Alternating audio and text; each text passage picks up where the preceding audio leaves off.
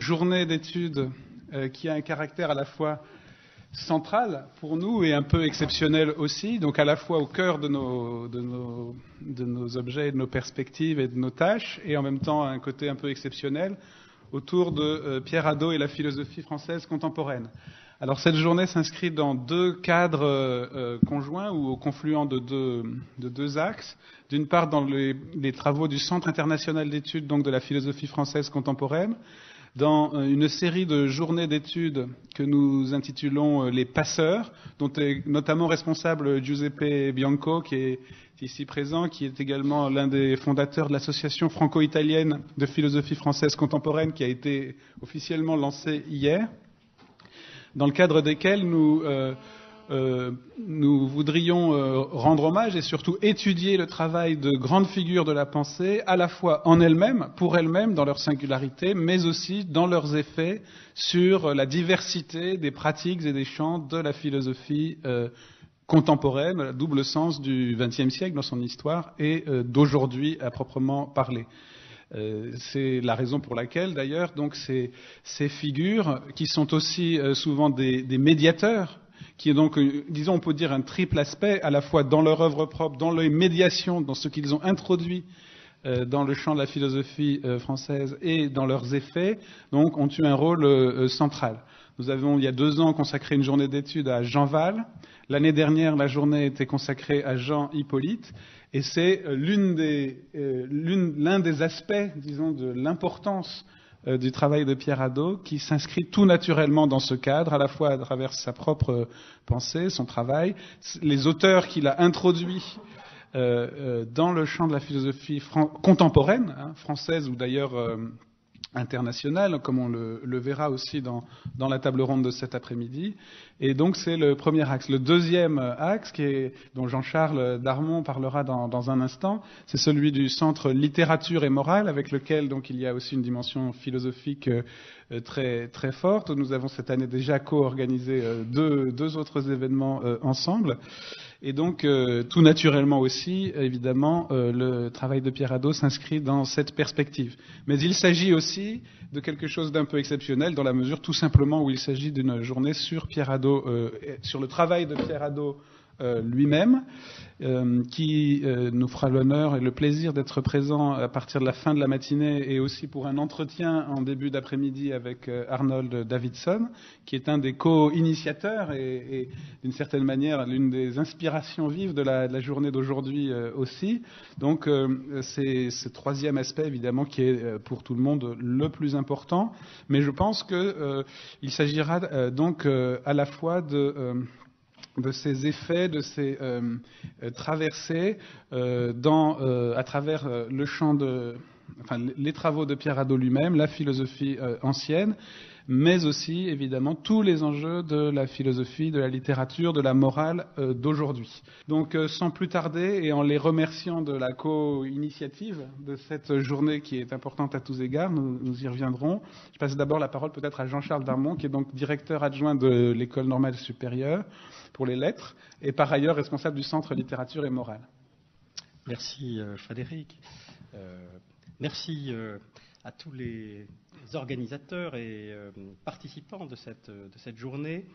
Comme tu disais Frédéric, il s'agit d'une journée exceptionnelle à bien des égards, puisque Pierre Hadot est pour nous exemplaire en tant qu'éveilleur, je crois. C'est pas simplement un médiateur, c'est un grand éveilleur. Il a éveillé bon nombre d'élèves de cette école, d'anciens élèves, de philologues ou de non-philologues, à une dimension tout à fait particulière de la philosophie.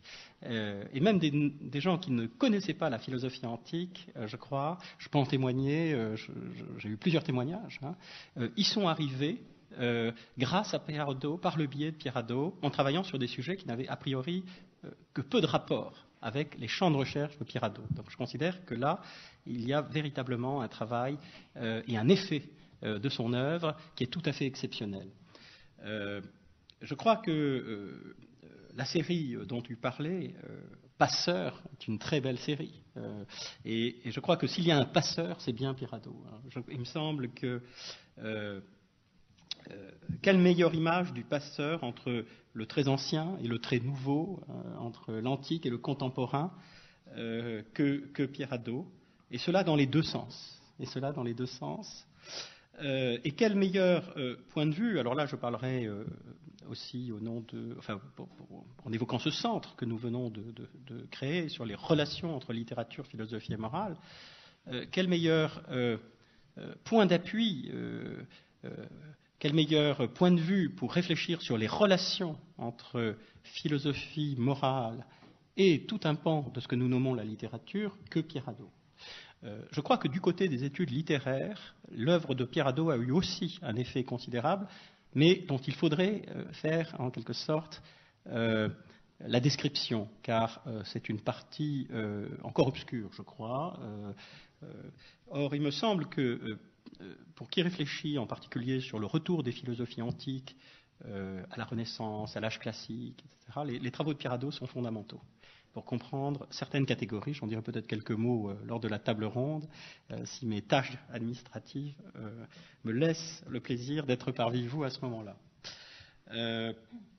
Et il me semble que le travail de Pierre Hadot a ceci de tout à fait remarquable en tant que pensée spécifique, qu'il irradie, même sur les auteurs qu'il n'a pas travaillés, même sur les moments de la pensée qu'il n'a fait qu'effleurer. Je crois que c'est le signe d'un travail fécondant, puissant. Et donc c'est ce que je tenais à dire au seuil de cette journée, avant de remercier Arnold Davidson d'être parmi nous et parmi nos passeurs également entre l'outre-Atlantique et ici même. Je voudrais seulement remercier l'école et les deux centres pour avoir organisé cette journée d'études autour de Pierre Hadot. Au nom aussi de Pierre Hadot qui va arriver vers 11 heures. Et donc le titre, ça vient d'un texte inédit de Pierre Hadot, l'enseignement antique et l'enseignement moderne de la philosophie. Je pense que c'était un texte prononcé dans le cadre du séminaire de Jean-François Ballaudet, qui va être, j'espère, publié, et qui est un texte où Pierre Hadot étudie les conditions historiques et philosophiques de l'enseignement antique et moderne de la philosophie, qui est évidemment un thème aussi très actuel. Après beaucoup de conversations avec Frédéric Werms à Paris et à Chicago, et même à Pise, nous avons décidé que c'était une très bonne idée d'organiser cette journée d'études, à la fois étant donné la présence très forte et actuelle de la pensée de Pierre Hadot dans plusieurs champs de la recherche. J'ai déjà raconté plusieurs fois que j'avais entendu parler de Pierre Hadot, une fois en 82, je pense, de la bouche de Michel Foucault, quand j'étais un jeune chercheur à l'université de Stanford et Foucault à Berkeley. Et il m'a demandé une fois, mais est-ce que tu connais la pensée de Pierre Hadot? Pierre Hadot, qui est Pierre Hadot? Je ne connais rien du tout. Donc, ce n'était pas facile. Les éditions augustiniennes, ce n'est pas un éditeur avec une grande diffusion, mais quand même avec une grande qualité.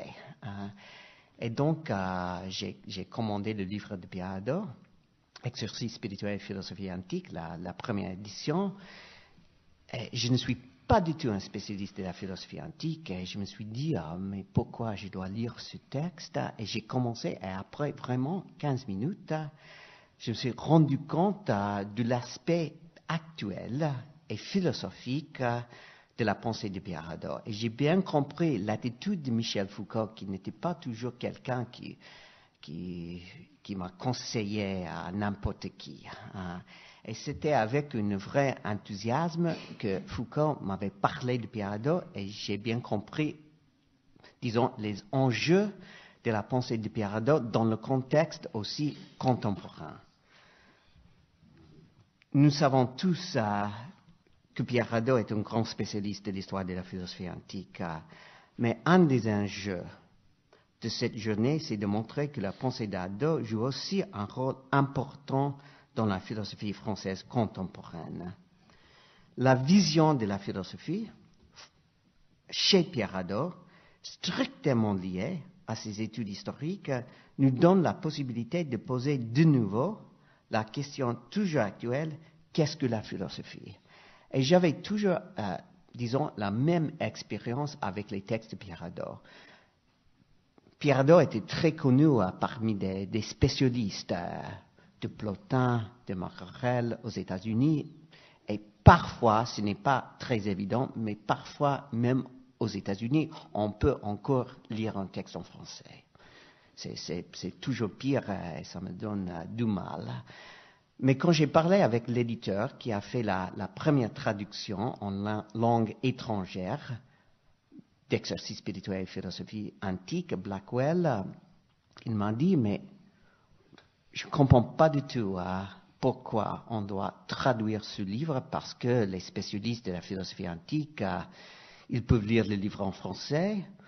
Bon, je lui ai dit, non, ce n'est pas seulement, c'est évidemment un grand livre de l'histoire de la philosophie antique, mais ce n'est pas simplement un grand livre de l'histoire de la philosophie antique, c'est aussi un livre de la philosophie. Donc, il a publié, j'ai dépensé tout mon crédit, et Michael Chase, qui est présent, a traduit le livre. En fait, c'était vraiment une nouvelle version, une nouvelle édition du livre avec des textes supplémentaires, qui est maintenant la base du livre de la nouvelle édition, Exercices spirituels et philosophie antique, chez Abba Michel. Et l'éditeur m'a téléphoné après peu de temps en me disant, mais ça c'est incroyable, ce livre se vend partout, en Angleterre, aux États-Unis, je ne comprends pas. Je lui ai dit oui, parce qu'il y a un enjeu vraiment actuel de la pensée de Pierre Hadot. Et donc c'est le 6e, je pense que c'est le 6e et le 7e édition de ce livre. C'est le best-seller chez Blackwell. Ça nous donne quelques idées de la puissance de la pensée de Pierre Hadot. Et c'est la même chose en Italie. En Italie, l'an dernier, le grand best-seller dans le champ de la saggistica, des essais, c'est le commentaire sur le manuel d'Épictète de Pierre Hadot. Et même Einaudi, l'éditeur italien, il m'a téléphoné en me demandant mais pourquoi? Et pourquoi, c'est une bonne question pour nous aujourd'hui. Pourquoi Pierre Hadot est tellement présent partout, en tant évidemment qu'historien de la philosophie antique, mais aussi en tant que philosophe? Qu'est-ce qu'il nous donne pour renouveler l'actualité de la pensée philosophique en France et ailleurs? Et donc, je suis très, très content qu'il a accepté de faire un petit entretien, d'être présent. Et je voudrais aussi remercier tous les intervenants qui ont accepté l'invitation de parler de la pensée de Pierre Hadot dans toutes les perspectives de la philosophie antique, le rapport entre philosophie et littéraire. Sandra Logier va parler de Pierre Hadot, lecture de Wittgenstein, donc de lier ensemble la philosophie antique et la philosophie contemporaine grâce à Pierre Hadot. Merci beaucoup. Donc, c'est vrai que, comme le disait Arnold, on a des questions auxquelles on voudrait essayer de répondre aussi, il me semble. Donc, je dirais juste un petit mot là-dessus, peut-être, sur les questions qui nous font passer du cœur de la philosophie ancienne à la philosophie de la plus contemporaine. J'en dirais deux. De toute façon, elles sont absolument évidentes, bien sûr, mais on y reviendra sans doute dans les discussions. À mes yeux, c'est les questions, bien sûr, je dirais, de la vie et de l'éthique. Et la philosophie comme manière de vivre, ça n'est pas seulement une sorte ça ne répond pas seulement à une demande, je dirais, existentielle profonde, d'une simplicité aussi absolue qui traverse les époques. C'est tout à fait le premier plan. Et je crois que c'est la question évidemment centrale de la philosophie tout court. Mais il y a aussi des questions qui sont au cœur de notre présent d'une manière, je dirais, encore plus intense, peut-être Et vraiment, c'est aussi la question des relations entre l'éthique et la vie, à mes yeux, que je poserai là en esquisse de réponse. Aussi donner un sens à notre vie n'est pas, disons, seulement une sorte de question transhistorique. C'est aussi une question très précise qui se transforme. Et nous voulons aussi comprendre comment elle se pose pour nous aujourd'hui à travers la différence, les différences historiques que Pierre Hadot nous invite à méditer et à traverser. Donc je remercie beaucoup Jean-Charles Darmon et Arnold.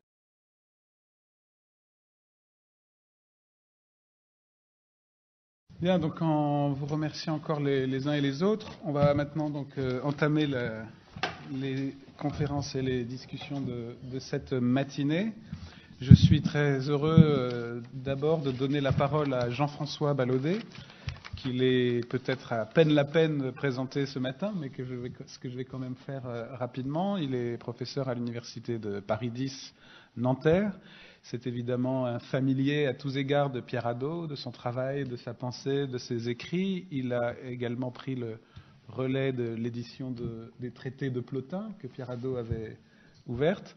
J'oublie sûrement beaucoup de choses très importantes. Arnold Davidson a mentionné le fait que le thème, le texte autour duquel aura lieu l'entretien cet après-midi a d'abord été prononcé dans le séminaire de Jean-François à Paris X.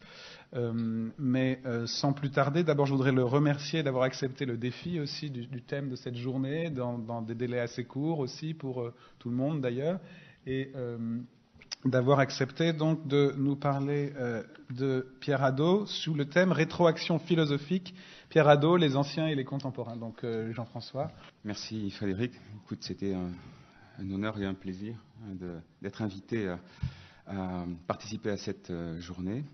Et donc j'ai saisi la balle au bond, faisant fi des obligations diverses qui nous accablent tous en cette fin d'année.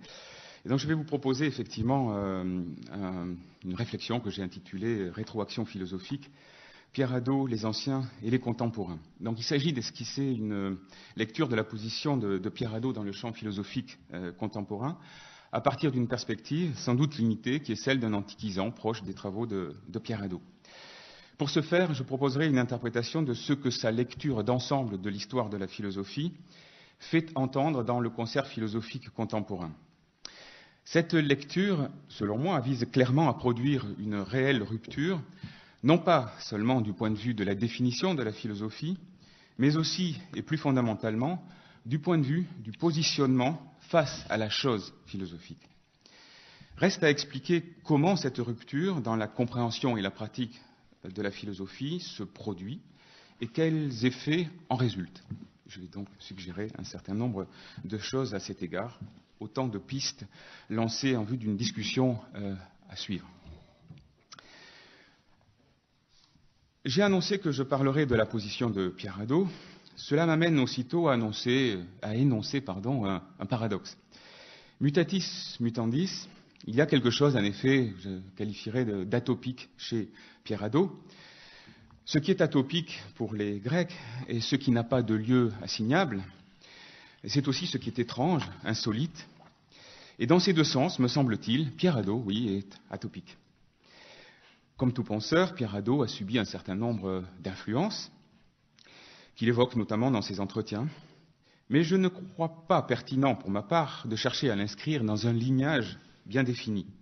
Il n'est en effet ni nietzschéen, ni bergsonien, ni phénoménologue, ni heideggerien, ni existentialiste ou wittgensteinien, même s'il doit à tous ses auteurs et à tous ses courants, même s'il s'est intéressé très tôt, dans le cours de sa formation intellectuelle, à des auteurs contemporains comme Heidegger, Husserl ou Wittgenstein. Lire son travail à la recherche d'un tel lignage serait à cet égard profondément trompeur, me semble-t-il. Et c'est donc en ce sens que je le disais atopique. Tout d'abord parce qu'on ne peut le reconduire à l'un des courants philosophiques contemporains que j'ai évoqués, pas plus qu'on ne peut le réduire au statut de penseur chrétien qui aurait pris ses distances avec le christianisme.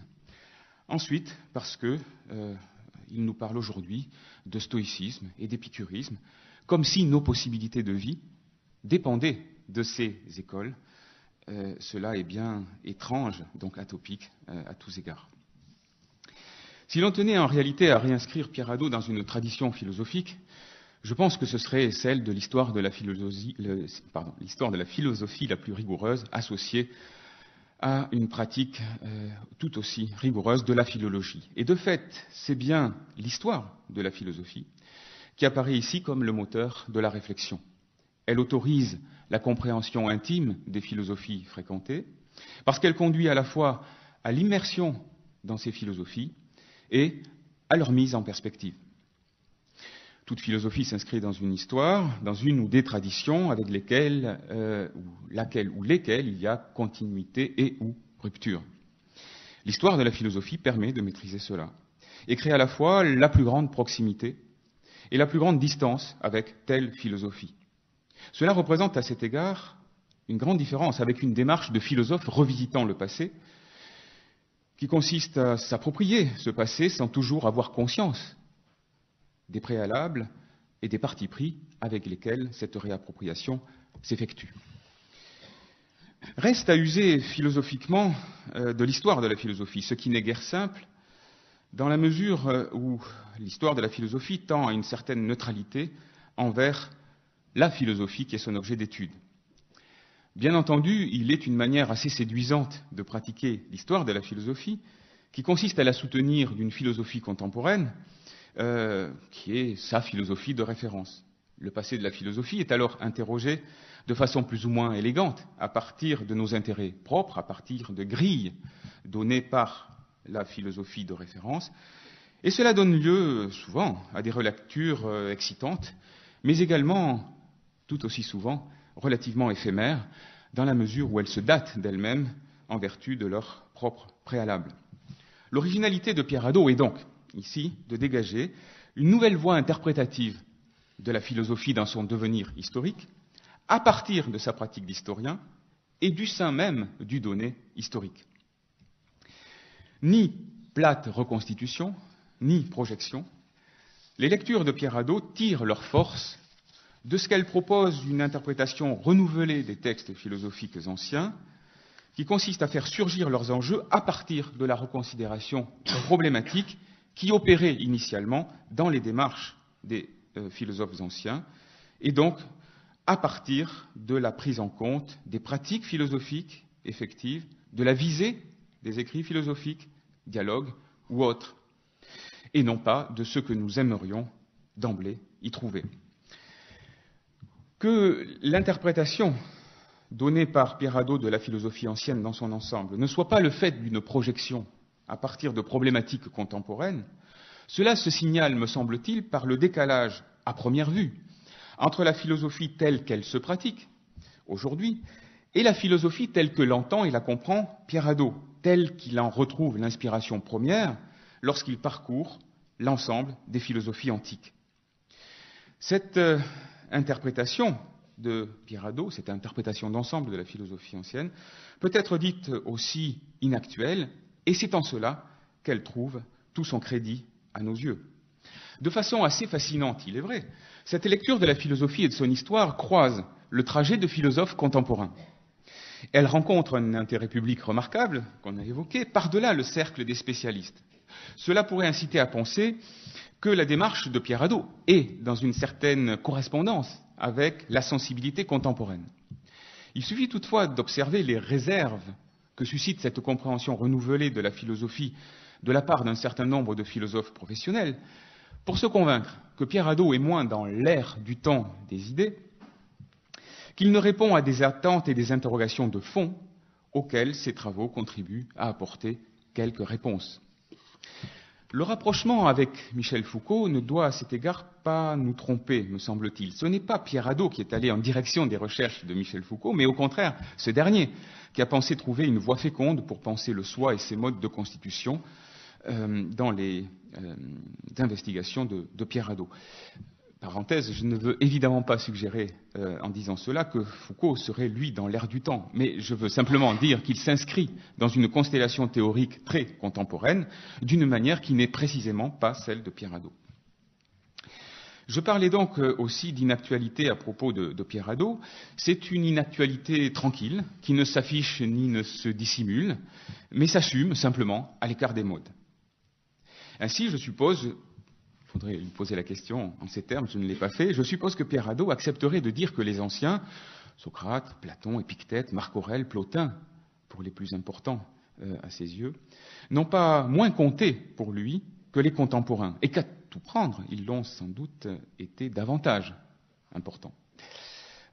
Toutefois, reconnaître cela ne trahit pas du tout une attitude de clôture de l'historien sur son domaine. Bien au contraire, me semble-t-il, c'est parce que Pierre Hadot a constamment eu aussi une ouverture réelle sur la philosophie contemporaine qu'il a pu faire ressortir à quel point la compréhension antique de la philosophie pouvait nous éclairer sur notre propre pratique de la philosophie, sur ce qu'elle est actuellement et sur ce qu'elle pourrait être. L'inactualité de cette lecture fait bien tout son prix philosophique et lui donne au total sa grande pertinence, ni moderne ni post-moderne, mais en somme extra-moderne. Cela étant dit, il me faut pousser plus loin à présent l'analyse afin de tâcher de cerner ce que j'ai appelé la rétroaction philosophique. Pour cela, je voudrais rappeler encore un ou deux points de l'itinéraire intellectuel de Pierre Hadot, qui me semble avoir constitué sa chance, et finalement aussi bien notre chance de lecteur et d'auditeur de Pierre Hadot. En effet, Pierre Hadot a reçu une éducation catholique complète et très poussée qui l'a conduit successivement au petit et au grand séminaire où il a étudié notamment la philosophie thomiste. Grâce à cela, il a véritablement assimilé, au sens le plus concret du terme, tel que Nietzsche l'entend, rien moins que l'histoire de la pensée occidentale. Et ce point me semble capital. En effet, le christianisme n'a d'abord pas été pour lui, comme c'est sans doute le cas pour nombre d'entre nous, un moment de l'histoire de notre culture, en un sens toujours présent, mais aux effets relativement estompés, et considéré de façon plus ou moins extérieure. Lui est passé, volens nolens, par un moment religieux, par un âge de sa vie où l'existence prenait sens, trouvait son fondement dans la religion catholique. Et c'est parce que les choses lui sont apparues ainsi, qu'il les a vécues ainsi, au moins un temps, qu'il lui a été possible de reprendre à nouveau frais la question même de la philosophie. Comment ce pas de côté a-t-il été possible ? Pierre Hadot rappelle dans ses entretiens son intérêt précoce pour la philosophie, qui semble parallèle à la religion sans se recouper exactement avec elle.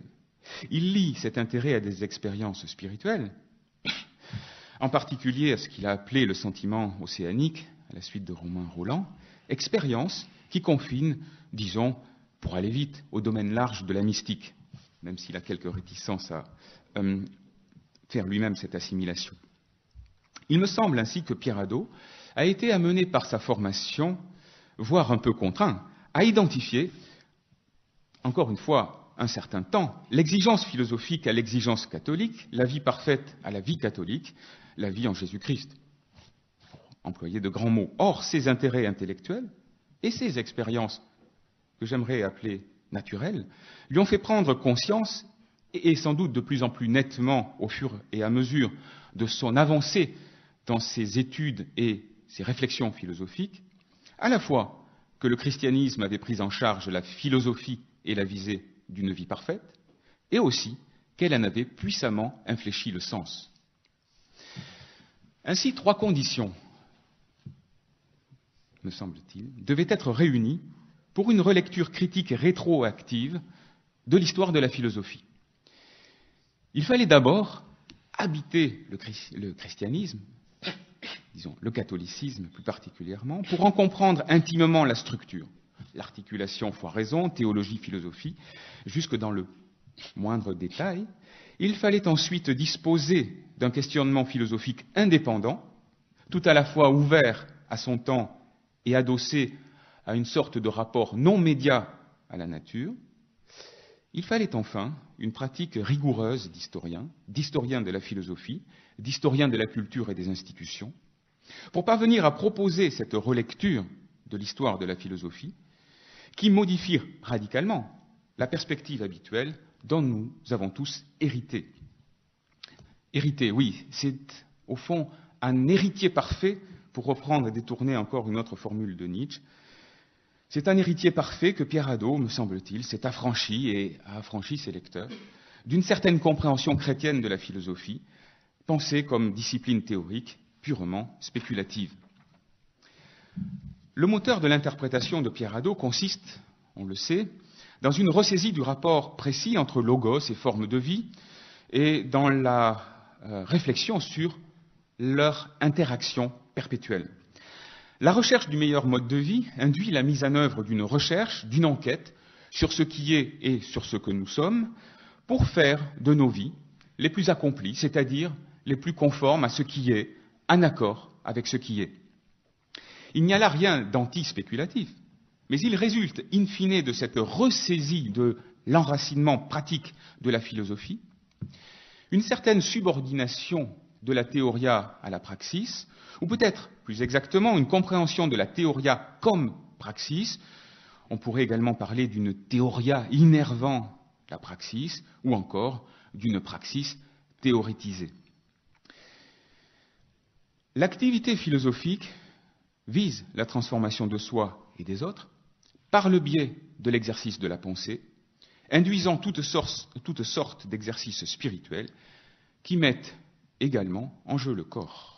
En ressaisissant en toute clarté cette destination première de la philosophie, telle que l'Antiquité l'a mise en œuvre, Pierre Hadot pouvait dès lors mettre en évidence l'infléchissement progressif, mais de plus en plus profond, que le christianisme allait faire subir à la philosophie, se présentant d'abord comme la vraie philosophie.